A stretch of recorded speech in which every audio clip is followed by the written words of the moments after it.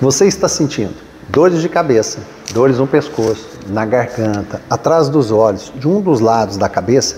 Já procurou todo tipo de tratamento e ainda não resolveu? Fica comigo nesse vídeo que eu tenho uma dica.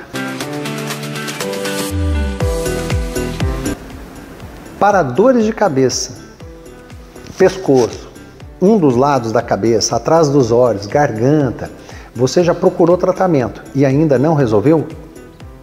Você pode ter, essas dores podem ter relação com DTM e bruxismo.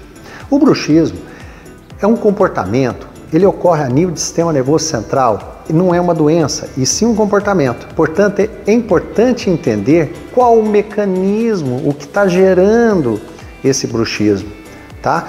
E nem sempre não é correto o uso de placa e botox. O uso da placa é muito específico para um tipo de bruxismo. Muito bem, na ATM existe nessa região uma articulação, como nós temos a articulação do dedo, aqui também existe uma articulação. E essa articulação tem estruturas que são importantes para fazer com que ela movimente corretamente. Uma das coisas que ela vai causar problemas, por exemplo, muscular ou na própria articulação.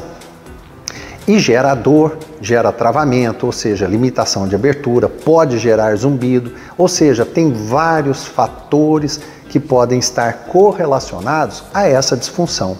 Portanto, é importante para você fazer o tratamento saber a origem, o porquê que você está sentindo essa dor, está sentindo esse desconforto, para que o tratamento realmente seja efetivo e eficaz. Uma dica: dores que perduram, que duram mais de 3 meses, se tornam crônica.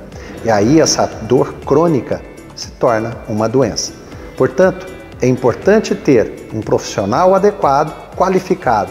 O cirurgião dentista especializado em ATM ou que entenda de ATM é um profissional capacitado para poder lhe ajudar.